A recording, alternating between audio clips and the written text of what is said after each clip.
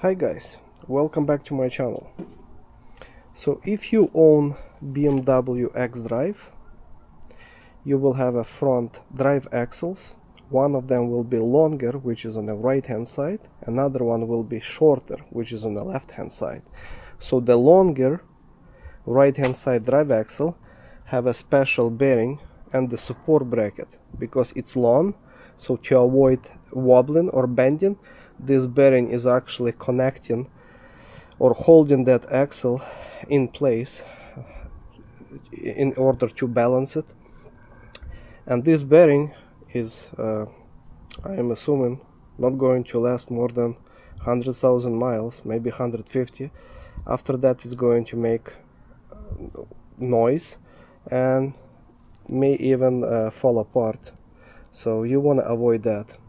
The dealer does not change the bearing itself. It's they changing it as a complete assembly. So this bearing is pressed into a special bracket, and that bracket, there's nothing special, it never fail, but the bearing fell inside. So I decided not to buy a complete bracket for $150, but replace just the bearing and the seal. This is the seal. You will also need the axle nut, the main one for the hub, because this is a one-time use. So all of those three parts will cost you $20 if you have proper tools to do the job and the skills and the desire. So stay tuned to see if this is something you want to do yourself, or you rather go to a dealer and spend money, because the tools are not that cheap those days. So let's start it. Now, I forgot to mention how I determined that bearing is making noise. So I lifted up all four wheels off the ground, turned off the DTC button on my dashboard, put my car on a drive, on a fourth gear, because this is a manual transmission. You can put on any gear, number 5, number 6, doesn't matter. And then I took a regular mechanical stethoscope that you can buy for $15 from any store, auto parts store, even Walmart, and I listen if it's not the bearing. Well, I was touching from the inside the bearing on each corner, and then as soon as I touched with the stethoscope right here, I hear the humming noise coming from this bearing, and this is where it's located, right here. I left a flashlight for you so you can see clearly where that bracket is located. So this entire bracket comes as a complete set. Dealer, I guess, doesn't want you to change just the bearing itself, maybe because they know that you will need a press to press out the bearing, or they just want to make extra money on this complete setup. So I'm not going to change this bracket, even though it's only 4 bolts attached to the engine, but I'm going to just pull out the axle itself and then remove the seal, which is right here behind. You will see it once I pull out the axle, and then the inside bearing will be access to press it out and press it in. So this is how it is, and that's where it's located at. Now, as you can see, I purposely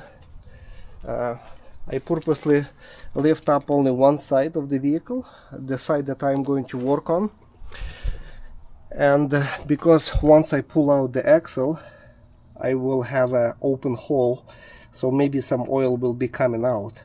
So I want to have the engine tilted to one side, so all of the oil will be going that way and nothing will drip out. So next step, I'm going to remove the locking nut on the hub.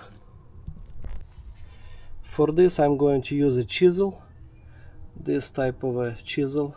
I'm just going to hammer it right there where it's locked on both sides, and then I'll use an impact gun with a 36mm 12-point socket to loosen this hub nut. So the goal is to pry out those two locking nuts tabs on each side, just to help the impact gun and the socket to untwist the locking nut. Otherwise those tabs will be preventing and you might strip out those 12 points. You can also use some kind of hammering type screwdriver if you have, as long as you pry it out. Now guys, I strongly recommend to use an impact gun to remove this nut, because it will not come out that easy, even though that my nut is fresh, because I've been replacing the wheel bearings not long time ago and I put the new nuts, but it did not come out that easy. So use an impact gun and use a good quality socket, not a low quality Chinese, because you might round it those 12 points and you will have big problem of removing it.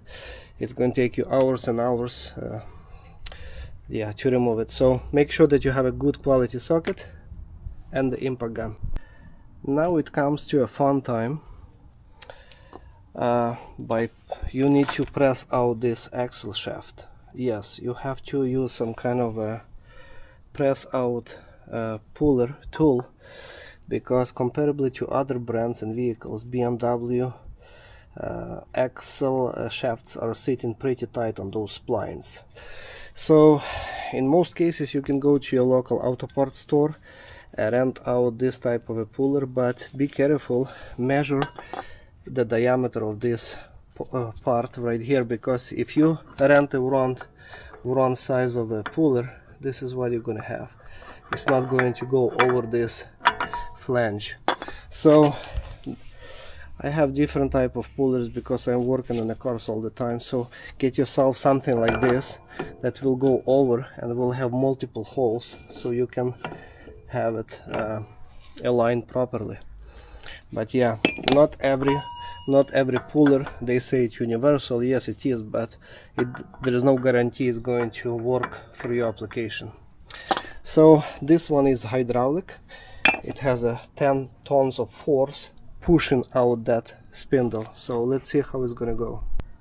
Now, as you can see, I put a big pry bar against the asphalt, and I'm going to, I don't have to hold it with my hand, I can just apply one hand and hold the camera with my other hand, and as you can hear, it's cracking, which is a good noise. That's how it's supposed to be. That means that the axle is moved out from its spot, and my axle from the back, as you can see, I hope you can, it's actually coming out. But guys, I tried to do that before without the puller, without this pusher. There is no way you can do it. If you try to hammer it out, you will mushroom that axle shaft and the thread, and you will end up of buying new drive axle. So you want to avoid that. So get yourself a proper pusher to push it out. Doesn't matter which brand, as long as it fits and give you some force instead of hammering. Now, as you can see, my axle is pushed out. The rest of it I can pull it out from the inside. And if you've been interested in what kind of puller or brand I've been using, this is the brand, made in Germany, Knuckle hydraulic puller. You will see hub puller if you Google it. Well, even though this is made in Germany, I already did some damage. I was not careful and I did not install a washer between those two holes that separating the wall, this wall I mean. So anyway, it's a good quality. I used it maybe 40 times already. Okay, thank you. Yeah, thank you Germany for making such a good tools. Okay, now the next step, I'm going to remove bolt right here that holding a strut. This is like a clamp, big clamp, so I need to spread out this clamp in order to pull out the strut, so I can drop down this entire hub, and I'm going to put block underneath. Now sometimes this strut is sitting so tight because it was not removed for many years and there is some rust accumulated. So you might have a hard time of spreading this clamp, this knuckle clamp. Basically, there is a special slot. I hope you can see it. Just one sec. Yeah, there is a special slot right here where you can pry it, spread it with the pry bar if you can fit, or some kind of flat screwdriver, strong flat screwdriver, or a little tool like this if you buy it from online. I don't think that you can buy it locally. Anyhow, this is a specially designed tool for this type of a spreading clamp procedure for the struts only. As you can see, this middle ton is going to go against those two tabs, or yeah. Anyway, this one is made in Hazard. It's a German brand. This is a part number. It's pretty expensive piece, but I purchased it from eBay, and I had to pay full price because of the quality of the steel. I just don't want to risk it and buy a Chinese one. The thread might strip, or one of those three tabs can break if the metal is too soft. So I rather buy a quality tool that can last me longer than Chinese. Anyway, but if you're doing this as a one-time job, maybe you can buy a Chinese instead of spending $100 for this little piece. Anyway, let me show you how it works in real. Well, as you can see, my entire knuckle was a brake system all disassembled, and this is what this little tool did. Spreaded this cut, and so I was able to slide down yeah, from the strut. Anyway, maybe you want to spray with some kind of penetrating oil before you're going to push it down. You can probably try to hammer it down by little right here. Don't overdo anything because you might damage this entire knuckle that will need to be replaced later on. But yeah, the tool is working perfectly, and I cannot imagine that you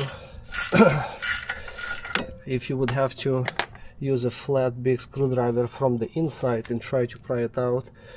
I mean, again, if it's been sitting for more than, you know, year or two, it's going to be a hard time of spreading this. You might break a screwdriver.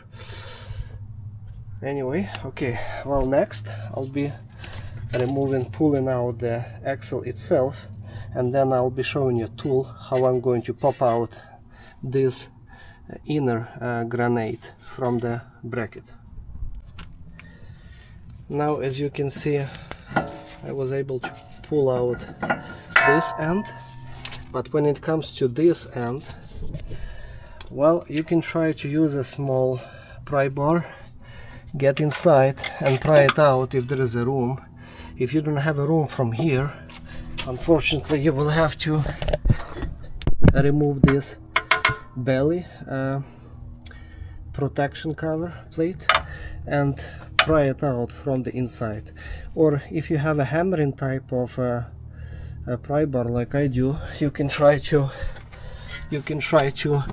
hammer it out against the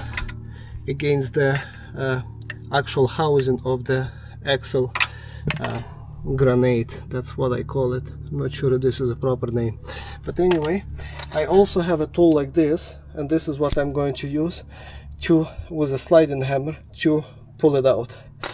It's literally sitting on a C-clip inside of that bracket. Well, not inside of the bracket, actually inside of the differential, all the way on the other side. But so it doesn't take that much of you know, pulling it out, but you need to apply some instant force to push it, or, you know, unclick it, hammer it out in one shot if you can.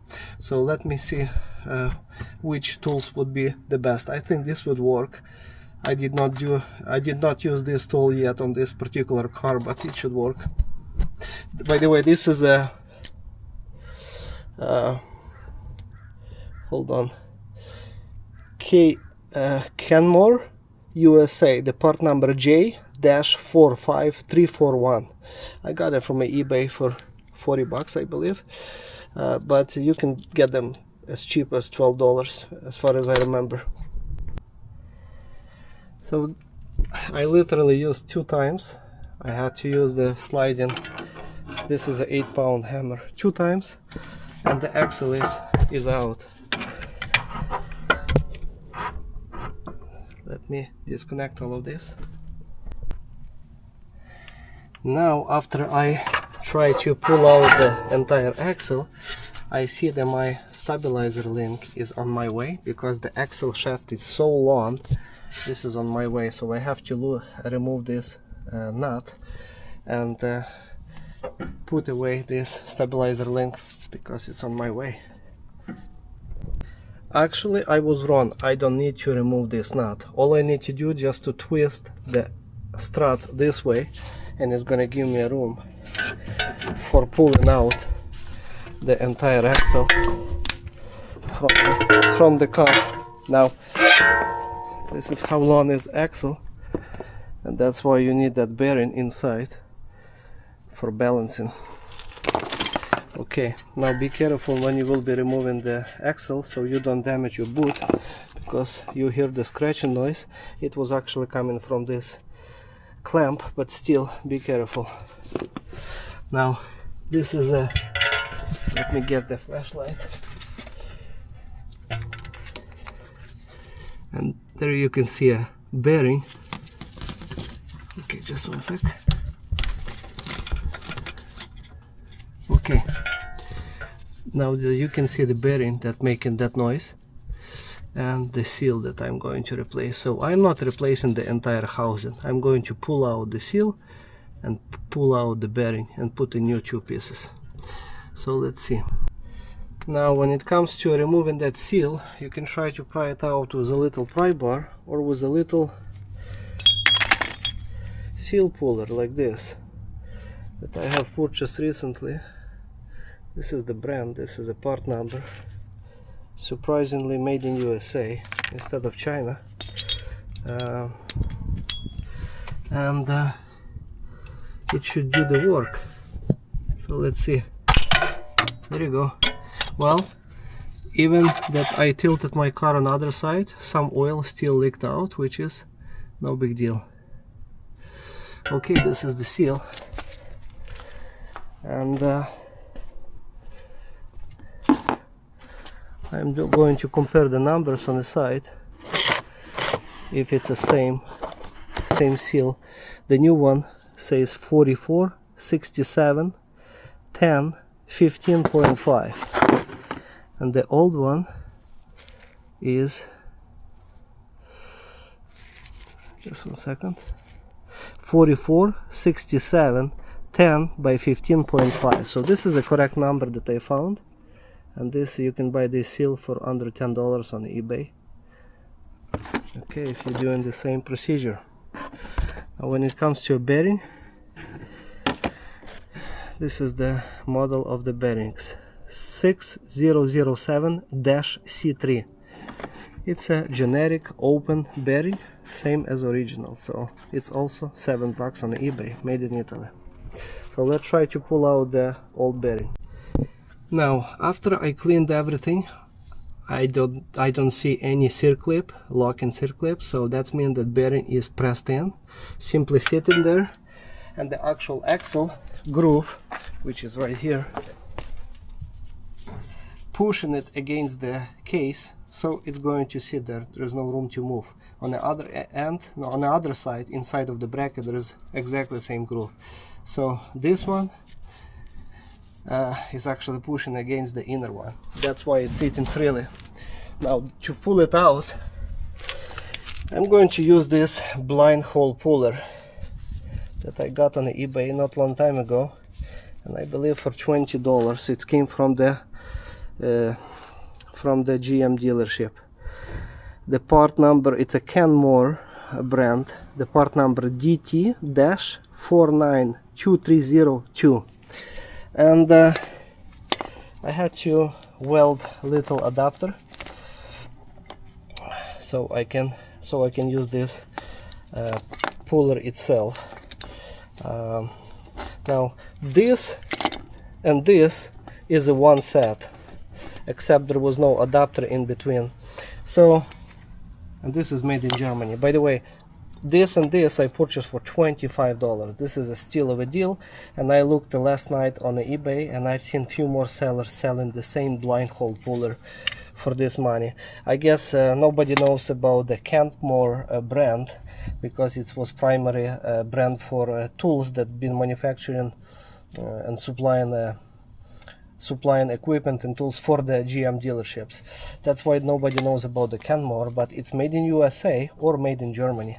So that's what I'm going to use. Let's put this and try to pull it out.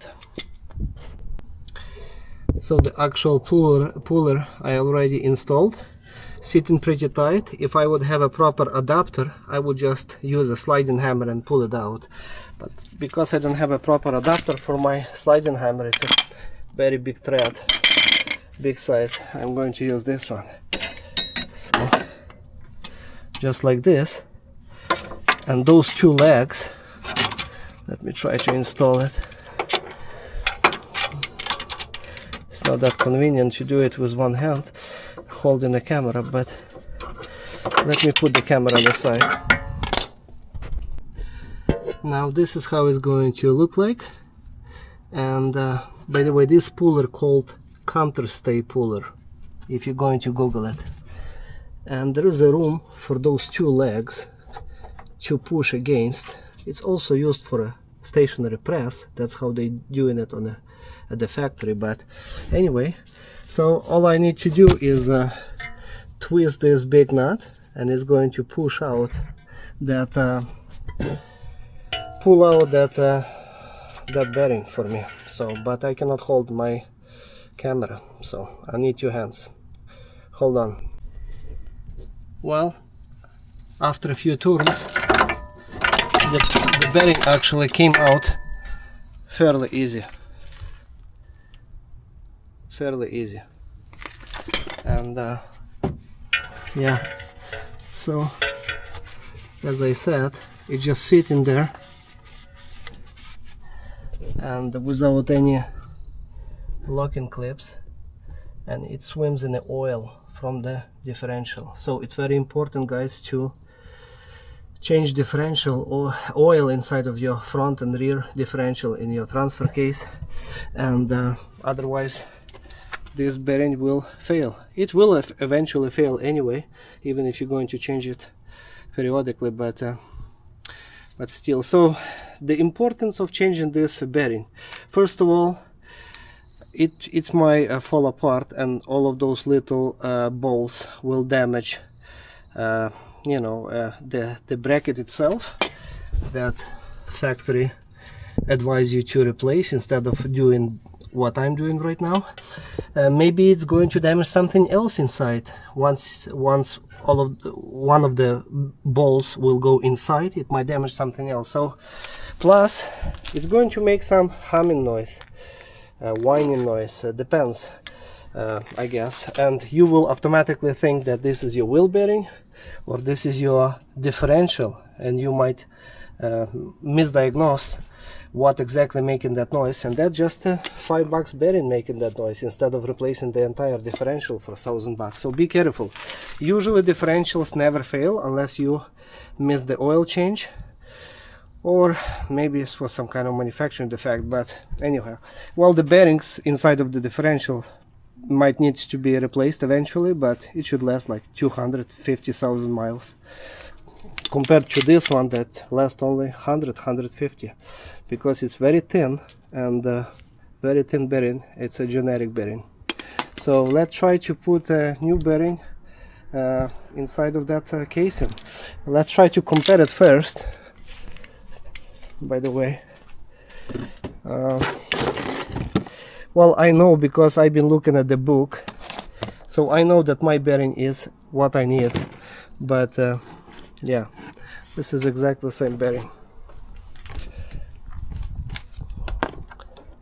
same size and everything, and the same number, 6007 C3. Those bearings are used on many different equipments and industry all over the world, so nothing unique about that. That's why I am changing the bearing itself and the seal. Instead of removing the complete bracket, then resealing it and paying $150 for the bracket if this one is in perfect shape. Now when it comes to placing back the same bearing, you can try to be gentle with a mallet and maybe use the old bearing. So put the new one in and then use the old one against the new one and hammer it back in place. In my case, I'm going to use my OTC hub grappler kit that I've been using for many years now. It saved me lots of money and time. There's lots of different adapters, pullers, and I'm just going to use one of the collars like this, adapter like this, and it's a perfect shape, perfect size in my case. So let me gently hammer it with this big bolt. I'm going to use a locking nut like this one to lock this from both sides and gently hammer it back in place. This is how it's going to look like. It's made originally for the bushings and bearings, but realistically there is a special dedicated tools made of nylon, that's basically plastic, for pressing bearings back in place. But since this is aluminum and it came out so freely, I mean easy, I would say, it should not be a problem of hammering back in place gently, as long as you're going to hammer or use your adapter against this outer race, not the inner. So as you can see, has to be specially cut like this, so only this outer lip will be touching the race, nothing from the inside.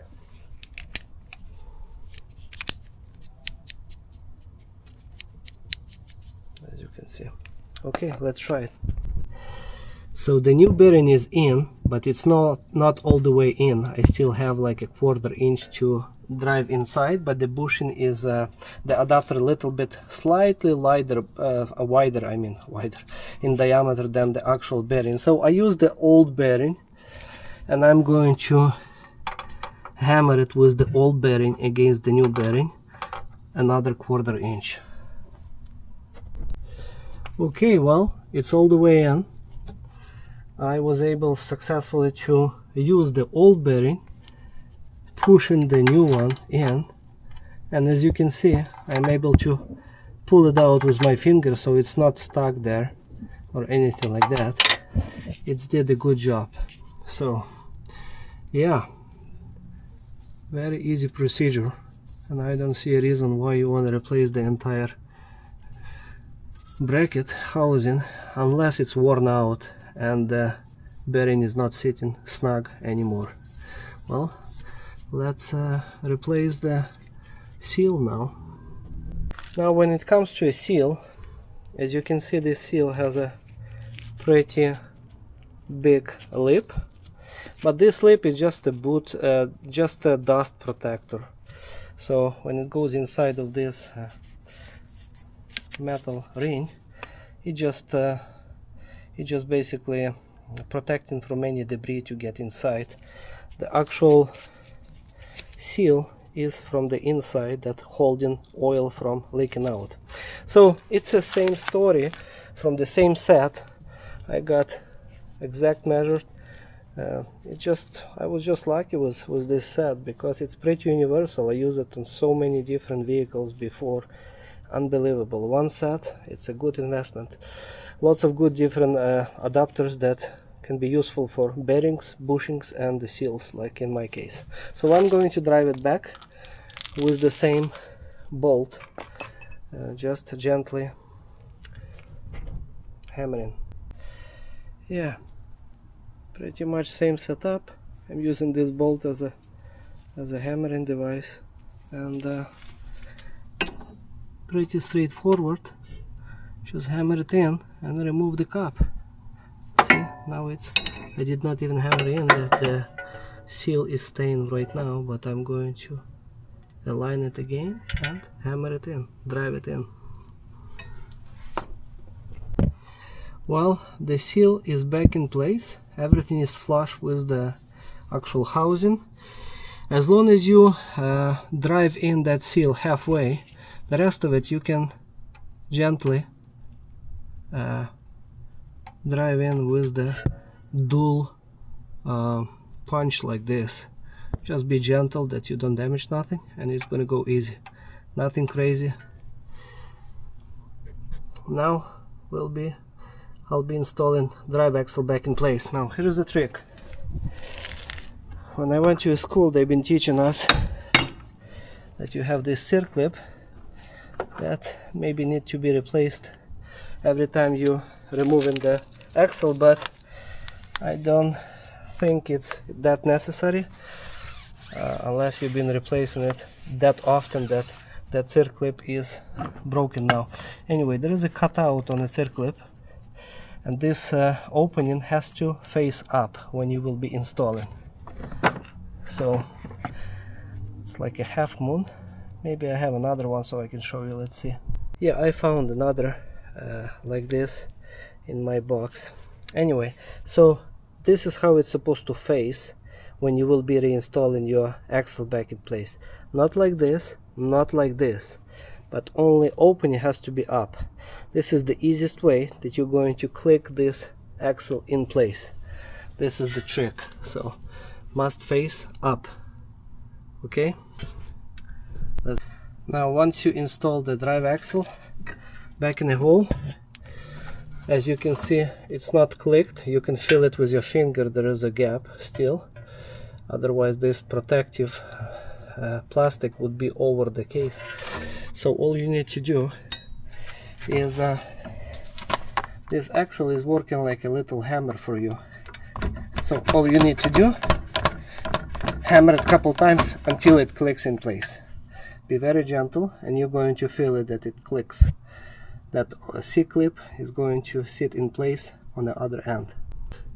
Sorry, I had to put the camera because I had to click it with both hands.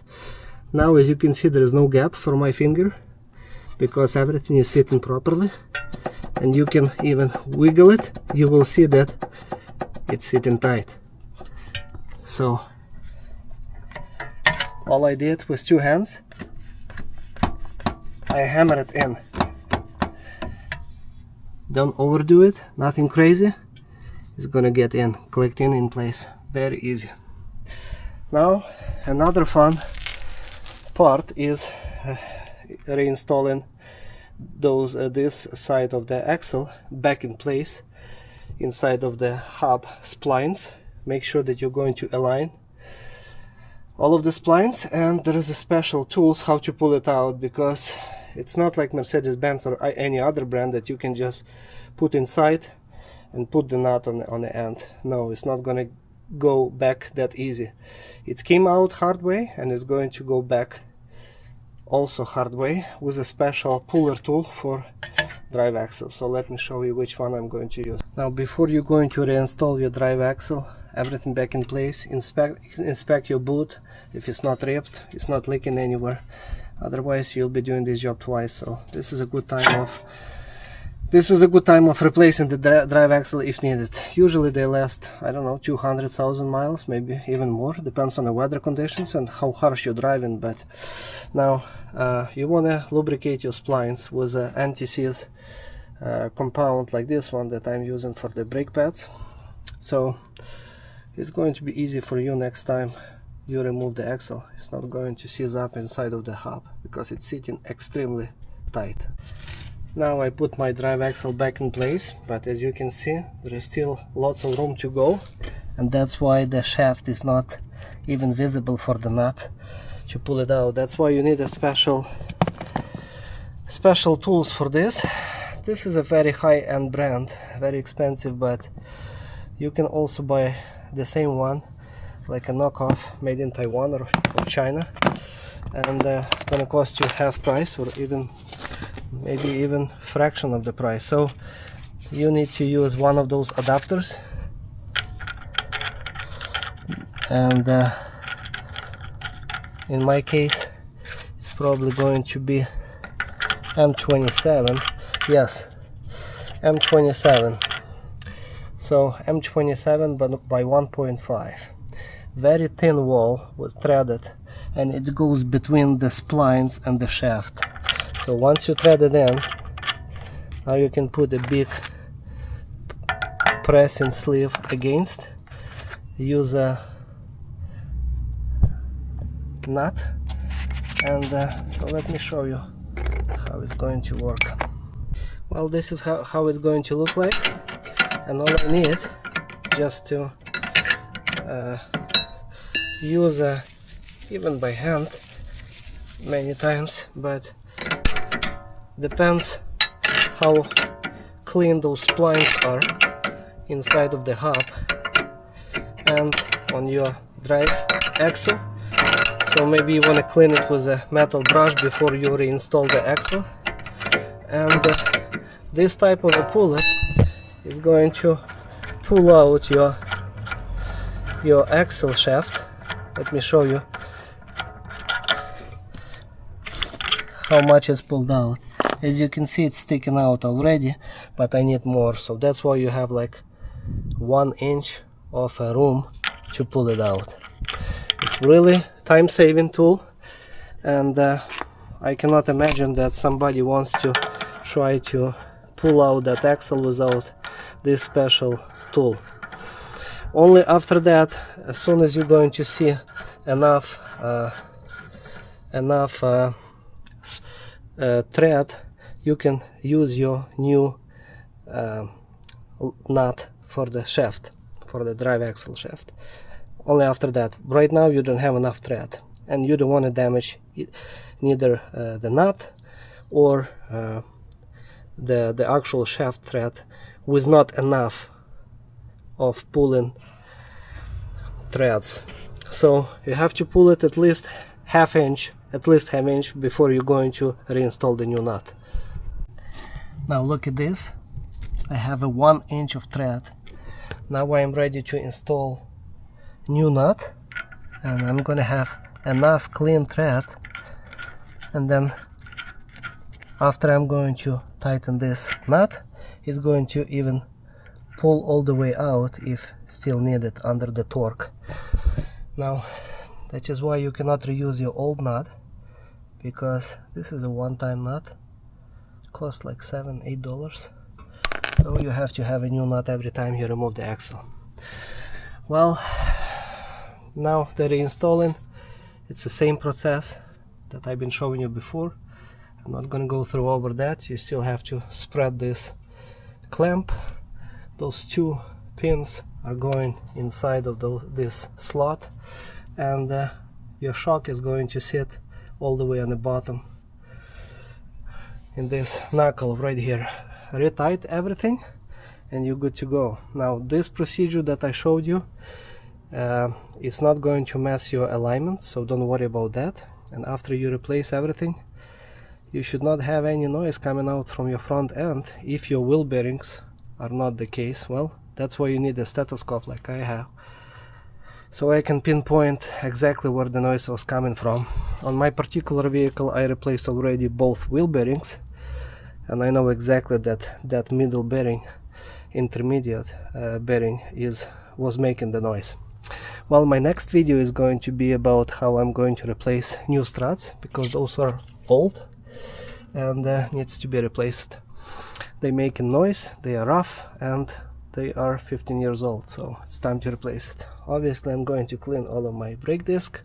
I'm going to retorque all of the bolts according to the specification that you can always Google, and this is it. It's not that hard of a job as long as you have proper tools that I showed you before. You don't have to have exactly the same tools. This is my preferred choice over the years, but yeah, you will not be able to do this job without some pullers, spreaders, and some unique special tools like for pulling that drive shaft. This is it. Maybe this job is not for everyone, so in some cases it's better to go to a dealer instead of investing into tools, but it's all about the budget and your preferences, if you trust your dealer or not. I don't, that's why I'm doing it myself. Well, I hope that was helpful for somebody, guys, and God bless you. God bless America, Canada, and God bless Ukraine. Goodbye. Guys, one tip that I forgot to mention about, when you're going to install your strut back in place, instead of lifting it up with your hand, just put the jack underneath, because this is pretty heavy piece. It was easy when you've been removing, basically dropping down under its own weight, but lifting it up and aligning with this, with the strut, it's much easier if you lift up with the jack like this. Well, this is it. Only 1, 2, 3 bolt left and the wheel. That's pretty basic. Alright, stay safe. Bye. Guys, I'm back. I'm saying bye for the 3rd time already. Yeah, once you put everything back, don't forget to lock your new lock and nut, axle nut. It's very important, otherwise you might lose it and get into the accident if the wheel will come off on the freeway. So get yourself a punch like this and hammer it so you can lock it, those 2 spots, one on each side. Well, this is it. Stay safe. Bye.